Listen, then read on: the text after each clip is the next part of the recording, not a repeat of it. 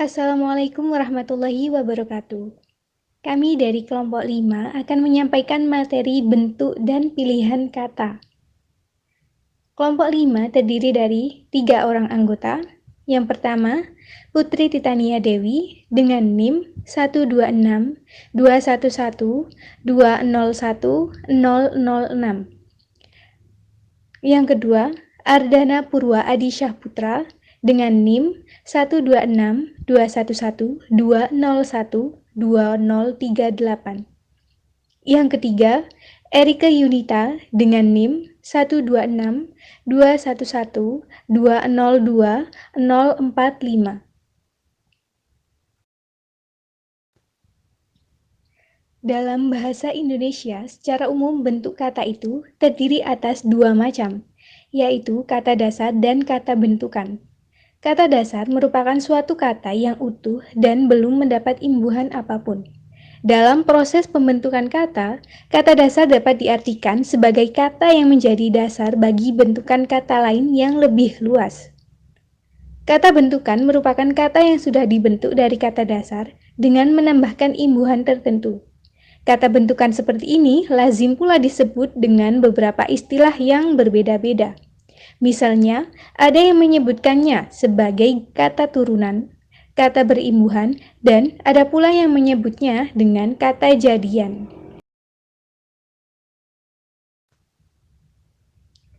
Kata dasar.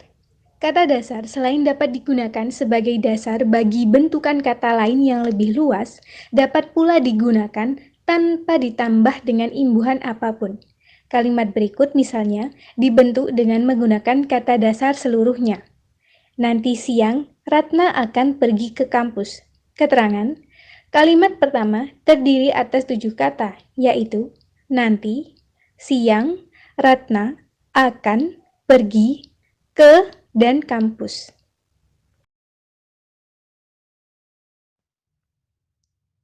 Kata bentukan. Kata bentukan dalam penggunaan bahasa relatif menimbulkan banyak masalah. Permasalahan yang sering timbul terkait dengan kata bentukan itu adalah masih banyak kata bentukan tidak benar yang selama ini digunakan oleh masyarakat dalam berbahasa, baik tulis maupun lisan. Atas dasar itu, agar kesalahan serupa tidak terulang secara terus-menerus, kata bentukan perlu dibahas lebih lanjut pada bagian berikut. Kata bentukan yang selama ini sering digunakan dengan tidak benar, terutama adalah yang dibentuk dengan pengimbuhan. Misalnya, pada slide ini telah ditampilkan kata baku dan juga kata tidak baku. Contoh kata baku adalah mengubah, dan yang tidak baku adalah merubah ataupun merubah. Kemudian, kata baku selanjutnya yakni diubah, dan kata yang tidak baku adalah dirubah dan dirubah. Selanjutnya yakni kata baku perubahan. Kata tidak bakunya adalah perubahan. Kata bentukan yang dimaksud adalah proses membentuk kata dengan menambahkan imbuhan pada kata dasar. Karena dibentuk dengan menambahkan imbuhan, kata bentukan ini lazim pula disebut sebagai kata berimbuhan.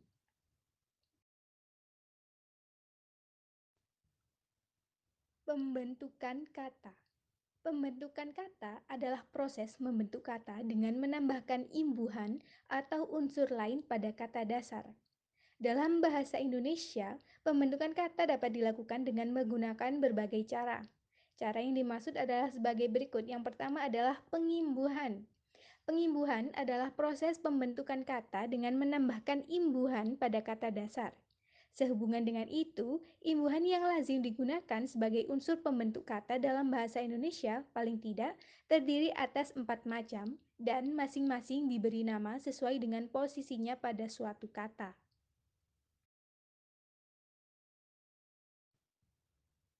Yang pertama, imbuhan yang terletak pada awal kata lazim disebut awalan atau prefiks. Kedua, imbuhan yang terletak pada akhir kata lazim disebut akhiran atau surfiks. Ketiga, imbuhan yang terletak pada tengah kata lazim disebut sisipan atau infiks.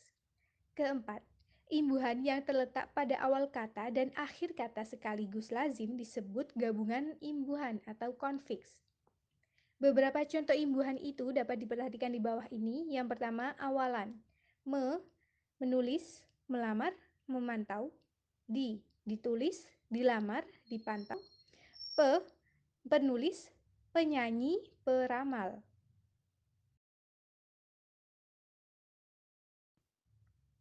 Yang kedua, akhiran. Akhiran an, contohnya tulisan, tatapan, tantangan. Akhiran i, contoh temui, sukai, pandangi. Contoh akhiran kan, tumbuhkan, sampaikan, dan umumkan. Yang ketiga, sisipan, l, contoh geletar, geligi, gelantung. Contoh sisipan em, gemuruh, dan gemetar. Contoh sisipan r, gerigi. Kemudian yang keempat adalah gabungan imbuhan. Gabungan imbuhan meng, garis hubung, kemudian garis hubung akhir kan. Contoh menemukan, meratakan. Contoh meng, garis hubung akhir i, contohnya memandangi, mengunjungi.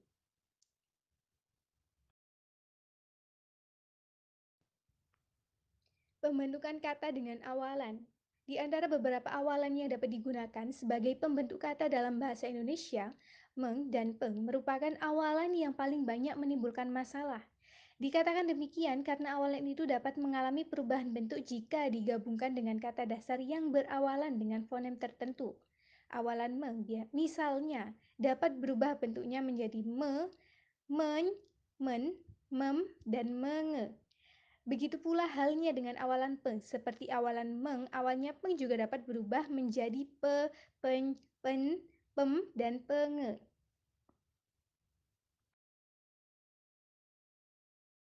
B. Perubahan awalan ber. Selain awalan meng dan peng, awalan ber juga dapat berubah sesuai dengan lingkungan bunyi yang dimasukinya. Dalam hal ini, awalan ber dapat berubah menjadi be dan bel atau tetap menjadi ber. Awalan ber berubah menjadi be jika digabungkan dengan kata dasar yang berawal dengan fonem R atau kata dasar yang suku kata pertamanya mengandung bunyi R. Awalan ber berubah menjadi bel jika digabungkan dengan kata dasar ajar, dan awalan ber tetap menjadi ber jika digabungkan dengan kata dasar selain yang telah disebutkan itu. C. Perubahan awalan ber. Seperti halnya awalan per juga dapat berubah menjadi pe dan pel atau tetap menjadi per. Dalam hal ini, awalan per berubah menjadi pe jika digabungkan dengan kata yang mempunyai pertalian bentuk dengan kata lain berawalan ber, atau jika digabungkan dengan kata yang berawalan dengan fonem R. Selain itu, awalan per berubah menjadi pel jika digabungkan dengan kata dasar ajar, dan awalan per tidak berubah jika digabungkan dengan kata dasar tanpa dan tanda.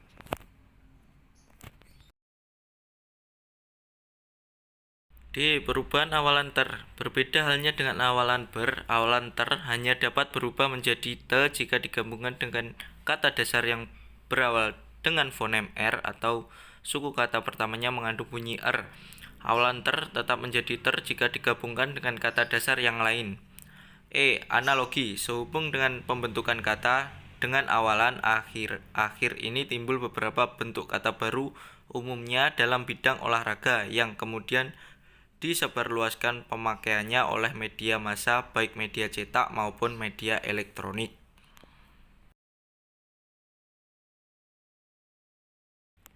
Beberapa bentukan kata baru yang dimaksud adalah seperti berikut. Golf, pecatur, pebulu tangkis. Pertalian bentuk.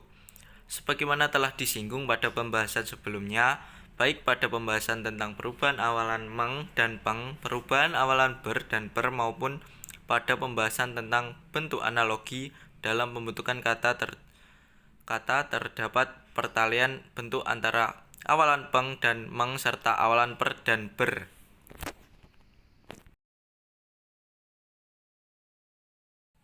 Pembentukan kata dengan akhiran. Akhiran dalam bahasa Indonesia sebagaimana telah disebutkan adalah an, kan, dan i. Pembentukan kata dengan akhiran itu relatif tidak banyak masalah. Yang sering menimbulkan masalah justru pembentukan kata dengan akhiran yang berasal dari bahasa asing. Misalnya isasi, imbuhan isasi yang sering digunakan dalam bahasa Indonesia berasal dari isati Belanda atau Isatin Inggris. Imbuhan itu sebenarnya tidak diserap ke dalam bahasa Indonesia. Meskipun demikian, imbuhan itu ada dalam pemakaian bahasa kita karena diserap secara bersama-sama dengan bentuk dasarnya. Pembentukan kata dengan sisipan. Imbuhan yang berupa sisipan dalam bahasa Indonesia jumlahnya sangat terbatas. Hingga setakat ini kita hanya mengenal sisipan al, dan Sisipan itu dalam bahasa Indonesia tidak produktif, dalam arti sisipan semacam itu sangat jarang digunakan sebagai pembentuk kata baru. Kata-kata bentukan yang menggunakan sisipan itu merupakan kata-kata bentukan lama. Pembentukan kata dengan gabungan. Gabungan imbuhan sebagaimana telah disebutkan di atas merupakan imbuhan yang ditambahkan pada awal dan akhir kata sekaligus beberapa bentukan kata dengan gabungan imbuhan seperti itu dalam bahasa Indonesia. Sebagian juga masih ada yang belum benar. Bentukan kata dengan imbuhan di, kan, misalnya yang belum benar terdapat pada bentukan kata seperti diketemukan, dikebapakkan, dan dikesayangkan.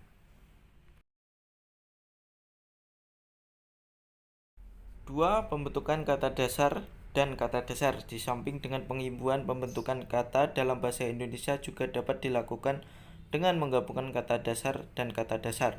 Misalnya dari kata dasar tanda dan kata dasar tangan dapat digabungkan sehingga menjadi tanda tangan. Tiga, pembentukan kata dengan unsur terikat dan kata dasar. Selain dengan pengimbuhan dan penggabungan kata dasar dan kata dasar, pembentukan kata dalam bahasa Indonesia dapat pula dilakukan dengan penggunaan antara unsur terikat dan kata dasar.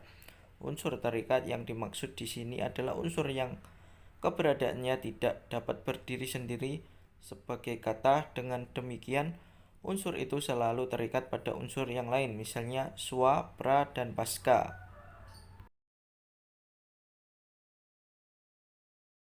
4. Pembentukan kata dengan pengulangan. Pengulangan dalam bahasa Indonesia juga termasuk bagian dari proses pembentukan kata.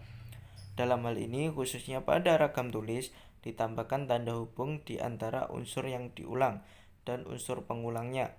Tanda hubung tersebut ditulis rapat, tidak didahului atau diikuti spasi. 5. Pembentukan kata dengan pengakroniman.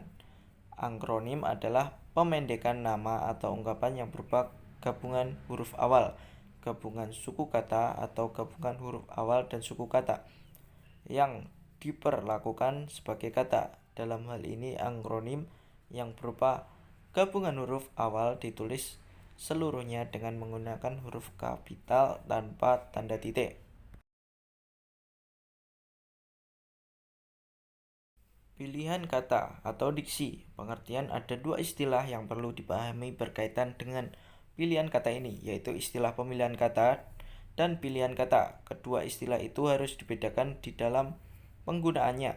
Pemilihan kata adalah proses atau tindakan memilih kata yang dapat mengungkapkan gagasan secara tepat, sedangkan pilihan kata adalah hasil dari proses atau tindakan memilih kata tersebut.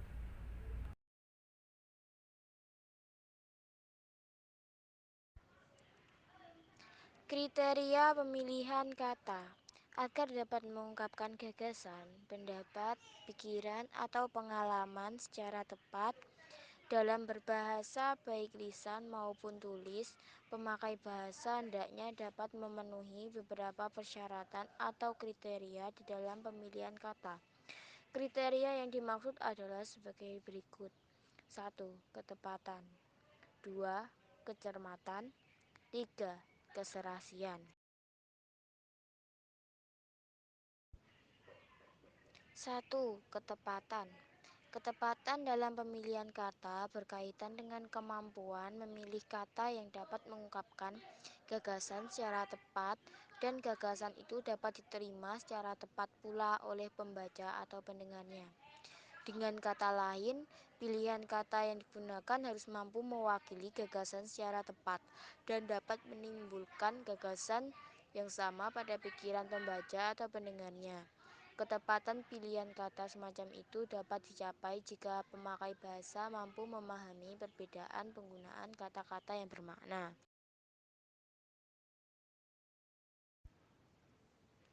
A. Penggunaan kata yang bermakna denotasi dan konotasi. Makna denotasi adalah makna yang mengacu pada gagasan tertentu atau makna dasar yang tidak mengandung makna tambahan atau nilai rasa tertentu. Sedangkan makna konotasi adalah makna tambahan yang mengandung nilai rasa tertentu di samping makna dasarnya. Sebagai contoh dalam bahasa Indonesia, kita mengenal ada kata bini dan kata istri.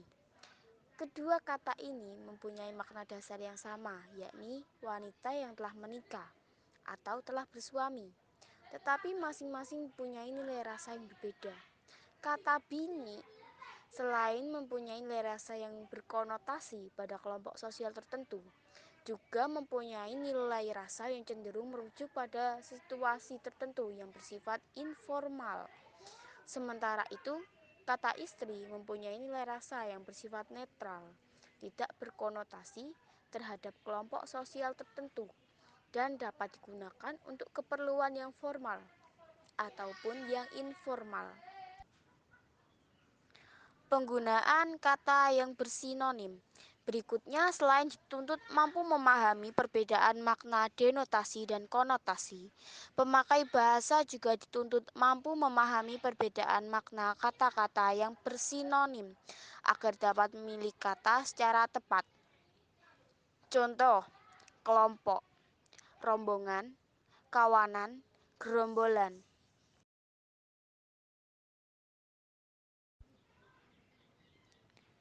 C. Penggunaan eufemisme.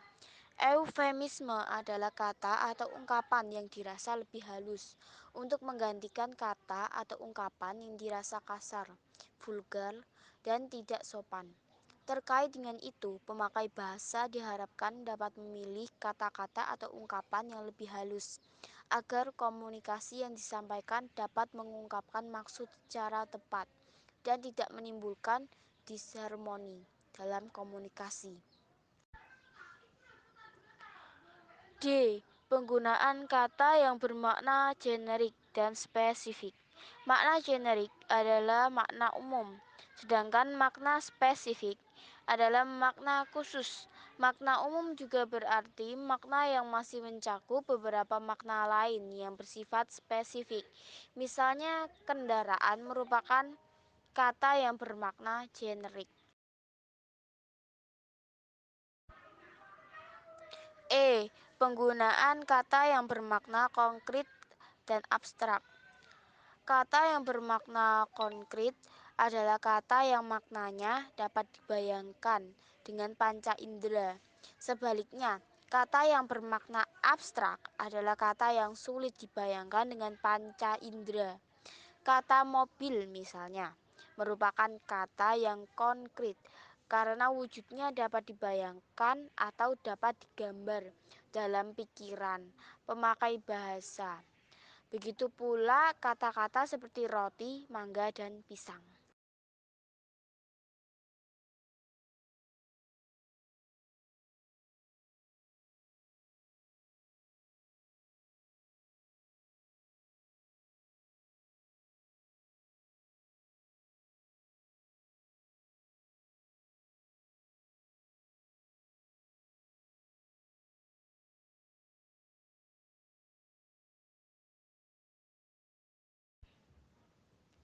Misalnya, disebabkan oleh fakta menjadi karena. Mengajukan saran menjadi menyarankan. Melakukan kunjungan menjadi berkunjung. Penyebab kemubaziran kata itu antara lain adalah sebagai berikut. 1. Penggunaan kata yang bermakna jamak secara ganda. 2. Penggunaan kata yang mempunyai kemiripan makna atau fungsi secara ganda. 3. Penggunaan kata yang bermakna saling secara ganda. 4. Penggunaan kata yang tidak sesuai dengan konteksnya.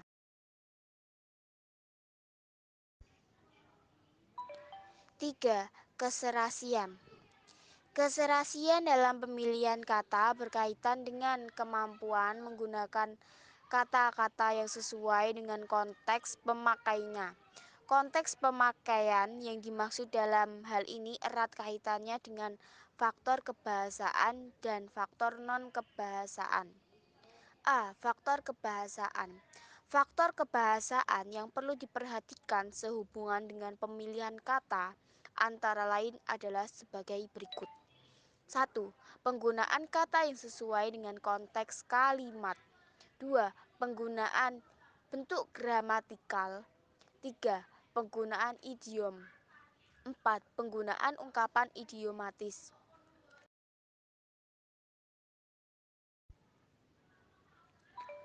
B. Faktor non-kebahasaan. Sebagaimana telah disebutkan sebelumnya, kriteria keserasian dalam pemilihan kata berkaitan pula dengan faktor di luar masalah bahasa. Faktor kebahasaan yang perlu diperhatikan dalam pemilihan kata agar serasi antara lain adalah sebagai berikut. 1. Situasi pembicaraan. 2. Mitra bicara atau lawan bicara. 3. Sarana bicara. 4. Kelayakan geografis. 5. Kelayakan temporal. Sekian presentasi dari kelompok kami, ada kurang lebihnya. Kami mohon maaf. Wassalamualaikum warahmatullahi wabarakatuh.